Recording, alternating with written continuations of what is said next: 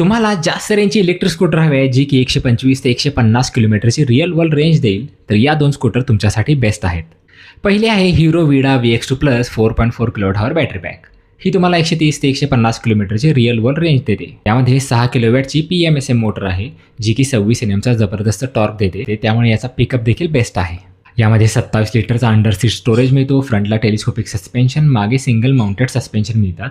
तसेच यामध्ये 5 इंचाचा कलर TFT डिस्प्ले आहे, ज्यामध्ये तुम्हाला Bluetooth connectivity, turn button, navigation यांसारखे फीचर्स देखील मिळतात. आणि जर तुम्ही फ्लॅटमध्ये राहत असाल आणि तुम्हाला गाडी चार्जिंग लावायचा प्रॉब्लेम असेल, तर ही स्कूटर तुमच्यासाठी बेस्ट आहे, कारण की यामध्ये ड्युअल रिमूव्हेबल बॅटरी येतात, ज्या की तुम्ही सहज काढून घरी नेऊन चार्ज करू शकता. या स्कूटरची एक शोरूम प्राइस 1,60,000 रुपये आहे. दुसरे आहे Ather Rizta S 3.7 kWh battery pack. ही स्कूटर 125 किलोमीटरचे रिअल वर्ल्ड रेंज देते.